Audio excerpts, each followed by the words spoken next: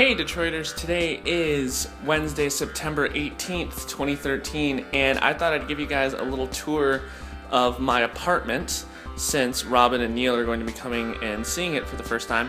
And while I'm giving you guys a tour, I thought I would talk a little bit about my first experience doing stand-up comedy.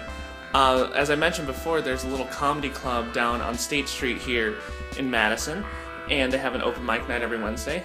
Some friends convinced me to do it, and I decided to do it last week, and I got a chance to do it, and it was very successful.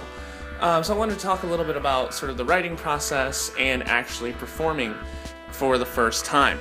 It took me a few weeks to actually write the material that I was going to do, and it was only a 3-minute set. So my real challenge was, how can I cover all of these topics and make all these jokes that I want to make within 3 minutes, and to make sure that every joke was as funny as it could possibly be, which is pretty challenging when you think about it, because everything you have to say has to be a punchline pretty much. So you don't have a lot of time to set up, and not having a lot of time for setup means that you have to be quick, you have to be very concise, and you have to know exactly what you want to say, which, as we all know, is a problem that I might have. So it took me a couple of weeks to write all of this material, and I made a couple of, inappropriate jokes like I tend to do, but they seemed to go over really, really well.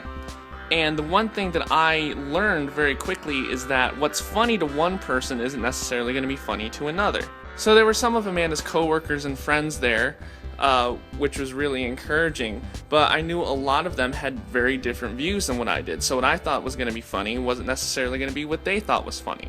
So it was really all about, working for my audience and getting ideas out in a way that was accessible, but that was also funny and true to my sort of style and my sense of humor. Oh, Lola's licking herself. And it was really nerve-wracking because they have a lot of professional comedians, or at least people who have done the open mics a lot, and they sort of have a following in this place, and it was very amusing to see the different styles of humor that worked well in this place. And I'm still sort of trying to find myself as a comedian, like what type of comedian I'd like to be.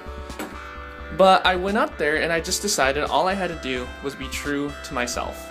And if I were true to myself and did things that I thought were funny, and did things that I thought Amanda's friends thought were funny, then everything would sort of work out on its own. By the way, this is the guest room that I'm showing you right now, so if anybody comes to visit, like Robin and Neil are in a few weeks, this is where you'll more than likely be staying. I performed during the second half of the open mic night, and I was the third to last person to go. And it's a little nerve-wracking because you're just sitting there waiting and waiting. I waited for about an hour and a half before I actually went on stage, which to me was the most crazy part.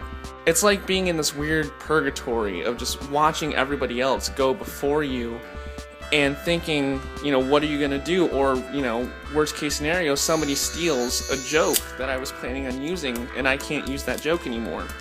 Well, luckily that didn't happen because I had a pretty good monopoly on jokes about pornography and Catholicism, so it really didn't affect me any. But the whole idea is that the entire group of comedians, and there were about, 16 comedians that went up total, all of us sort of had the same goal of making people laugh while sort of making our own identities. And in that sense, we did really, really well together. A lot of the comedians are friends before, they had encouraged each other several times over, and they appeared to be the type of people that I would like to hang around with a little more.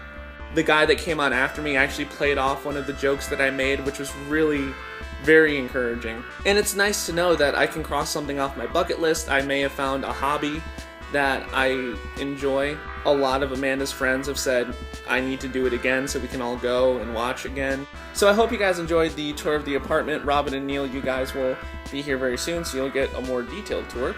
Again, if you guys have any suggestions of what Robin and Neil should do when they're here in Madison, feel free to leave them in the comments below. Good luck to those of you going to trivia tonight, and I will see all of you next week. Bye.